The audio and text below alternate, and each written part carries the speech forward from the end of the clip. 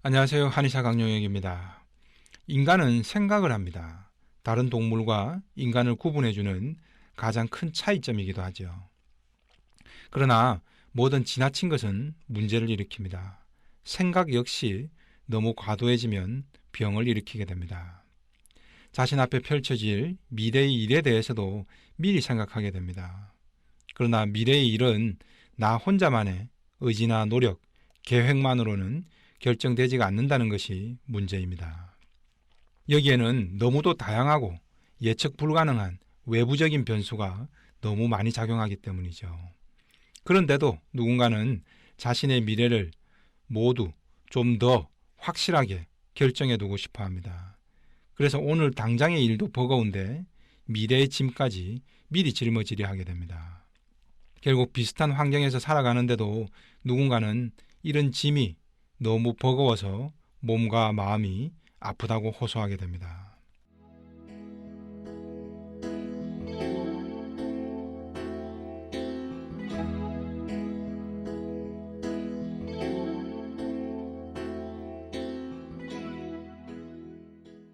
틱장애로 내원한 고3 K군의 사례를 한번 보시겠습니다.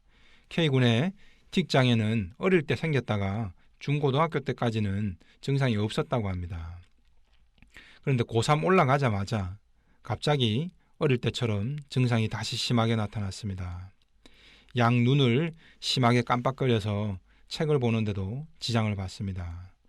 눈도 뻑뻑하고 깜빡거림을 자주 의식하게 되니까 선생님이나 친구들과 대화할 때도 여간 신경 쓰이는 것이 아니라고 합니다. 그런데 왜 갑자기 고3 첫 학기에 3월 달에 지금까지 수년간 없던 증상이 다시 찾아온 것일까요? 틱장애를 단순히 안면신경의 이상이나 뇌 호르몬 불균형 등 신체적 문제로만 접근하는 치료자들도 많습니다. 하지만 왜 갑자기 뇌 호르몬 불균형이 생겼을까요? 또 왜 갑자기 안면신경에 이상이 생겼을까요? 보다 이전 단계의 원인을 같이 고민해 봐야 합니다. 예를 들어 건물에 난 불을 끌 때도 최초의 발화 지점이 되고 있는 불씨를 빨리 잡아야 제대로 진화가 됩니다. 틱장애 역시도 단순히 얼굴 근육 떨림이 표면적 증상이라고 해서 얼굴 근육에다가 침을 놓고 전기 자극을 준다고 해서 빨리 치유되는 게 아닙니다.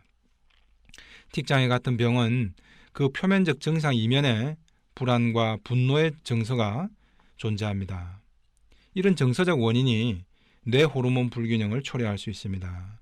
그리고 이것이 다시 얼굴 근육의 떨림을 유발하게 되는 시기죠. 그럼 최초의 발화 지점은 어디일까요? 최초의 발화 지점인 지하실에서 가스나 불길이 계속 새어나오는데 2층, 3층에서 난 불길만 잡는다고 불이 빨리 꺼지지는 않겠죠. 그래서 어떤 병이든 보다 근원적인 문제를 정확히 찾는 것이 중요합니다. 자, K군의 경우 어릴 때 잠깐 틱이 있다가 고3 때 갑자기 그것도 3월 달에 생겼습니다.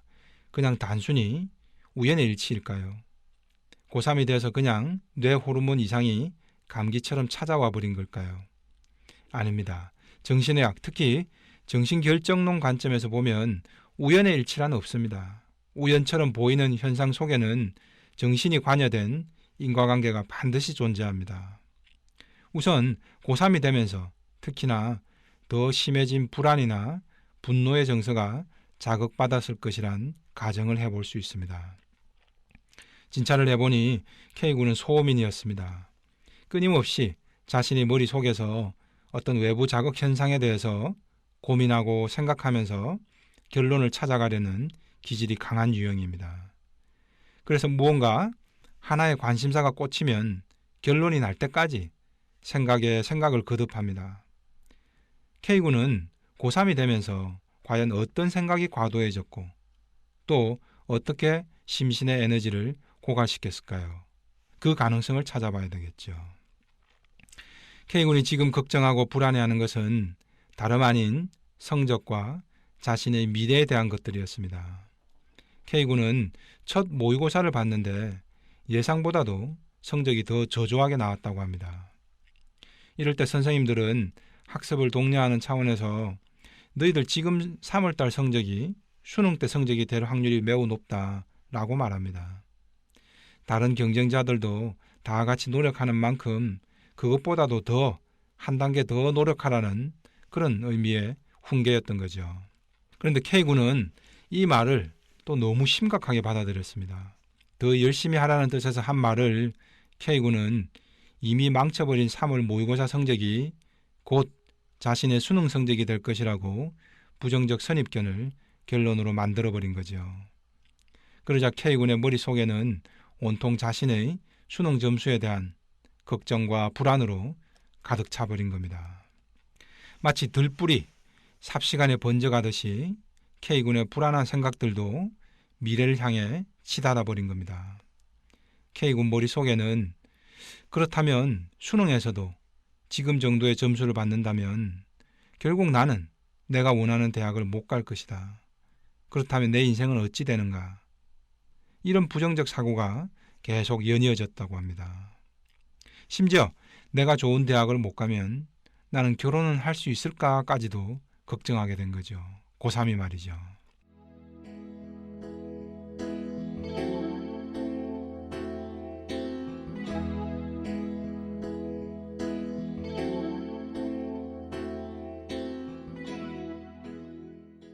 문제는 이런 생각이 결국 자신이 지금 당장 해야 할 중요한 일인 수학이나 영어 공부에는 집중을 못하게 만든다는 거죠. 대신 독서실에서도 8개월 뒤에나 있을 수능 성적에 대한 걱정과 자신의 한참 뒤에 미래의 일을 걱정만 하게 됩니다. 결국 이런 걱정은 아무런 건설적인 변화를 가져오지는 못합니다. 오직 부정적 결론으로만 이어지게 됩니다. 부정적 결론이 점점 더 현실화될 것이라는 생각 때문에 마음은 더욱 초조해지고 불안해지겠죠. 이런 불안 초조가 일정 수위 이상으로 누적되면 우리 몸도 결국 반응하게 됩니다. 이때 뇌신경 호르몬 밸런스도 무너지고 안면신경에 이상도 오고 하는 것이죠. 어떤 학생은 고1 때 첫 중간고사를 한번 치고 나서는 K군과 똑같은 생각을 하다가 아토피 피부염이 너무 심해져 버려서 공부하는데 오히려 큰 지장을 받는 경우도 있었습니다. 두 학생 모두 마찬가지입니다. 혼자만 생각이 너무 앞서가 버린 겁니다. 지금 당장 집중해야 할 일은 오히려 젖혀두고 다가올 미래의 결과가 어떨지에 대해서 지나치게 걱정하고 생각하느라 현재의 일에 집중을 더욱 못하게 되는 악순환이 만들어지게 되는 거죠. 이재마 선생은 이 같은 현상이 소음인에게서 불안정지심의 형태로 잘 나타난다고 했습니다. 이런 불안이 가중되면 결국 신경쇠약과 같은 질병들이 생겨납니다. 그래서 누군가는 두통이나 복통으로 나타나고 또 누군가는 위의 학생들처럼 틱이나 아토피 형태로 나타나기도 하죠. 또 내적 갈등이 더욱 심해지면 강박사고나 불안장애로 이어지는 경우도 있습니다.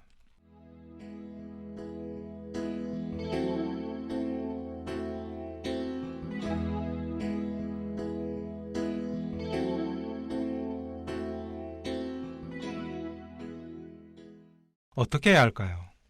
해답은 바로 오늘 하루만 산다라는 선현들의 지혜 속에 있습니다.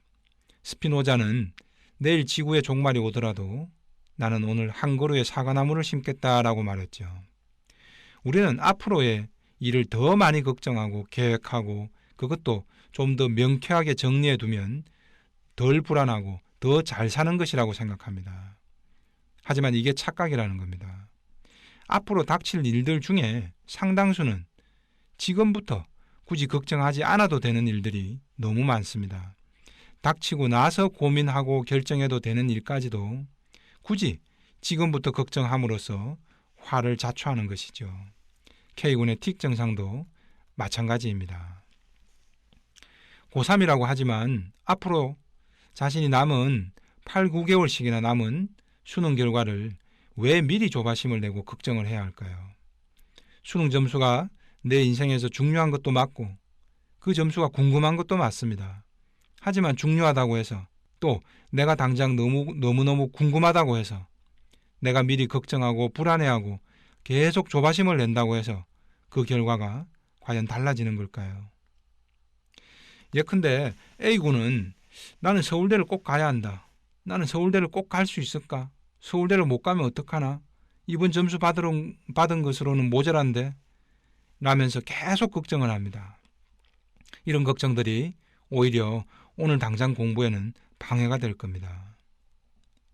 반면 B군은 나는 어느 대학을 갈지 몰라. 수능 쳐보고 점수 받아보고 그때 점수가 좋게 나오면 서울대 가는 거고 아니면 그때 나온 점수에 맞춰서 다른 데 지원해야지. 지금 내가 걱정한다고 목표만 높게 세운다고 그대로 되나?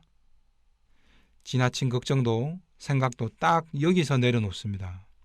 B군은 그리고 그저 오늘 수학 문제에 집중합니다. 내일 종말이 올지 안 올지 그건 내 알 바 아니라는 겁니다. 그저 내가 할 수 있는 건 오늘 사과나무 한 그루를 심는 것이죠. 지금 당장 A군과 B군이 비슷한 점수를 받았다고 할 때 과연 1년 뒤 수능에서 어느 학생이 좀 더 좋은 점수를 받고 서울대를 갈 확률이 조금이라도 더 높아지게 될까요? 물론 목표를 세우는 것은 내 인생과 밀접하고 중요한 일입니다. 그러나 그를 조바심을 내는 일이 과연 내 일인 건가를 따져봐야 합니다. 그리고 과연 내 목표에 다가가는데도 도움이 되는 것인가? 아니면 최악의 해방꾼인가를 구분해야 합니다. 아이들뿐만 아닙니다.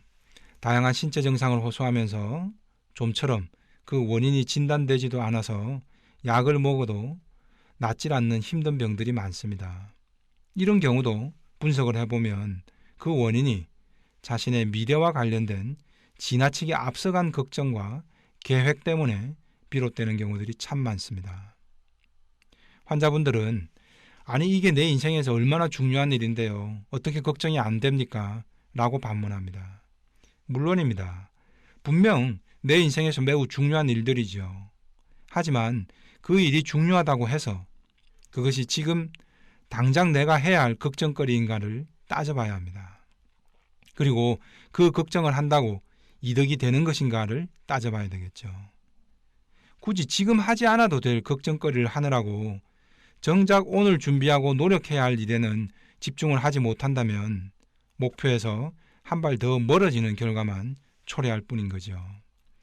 내가 아무리 걱정해도 달라지지 않을 것을 계속 부여잡고 생각하는 건 불안만 초래합니다.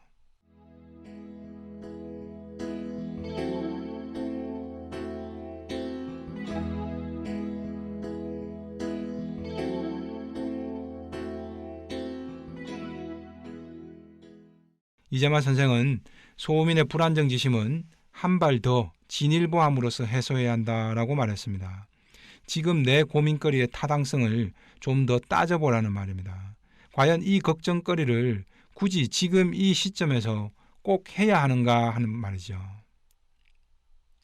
미래의 불확실한 일을 내 머리를 써서 굳이 결론을 얻어야 하는가 말이죠.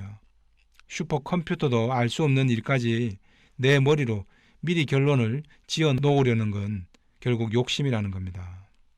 그런 과다한 생각과 계획 또한 내 욕심과 조바심에서 비롯되고 있구나라는 걸 깨달아야 합니다. 그래서 그런 걱정은 내가 하지 않아도 때가 되면 저절로 내게 다가올 것임을 안다면은 내 머리를 조금은 단순하게 만들어야 합니다. 그래서 오늘 현재에 집중하게 해야 합니다. 그래야 심신의 에너지 소모도 덜해지고 덜 지치게 됩니다. 내일을 살아본 적이 있습니까? 우리는 언제나 오늘만 살아갈 뿐입니다. 이상 한의사 강령에게 심통부리기였습니다.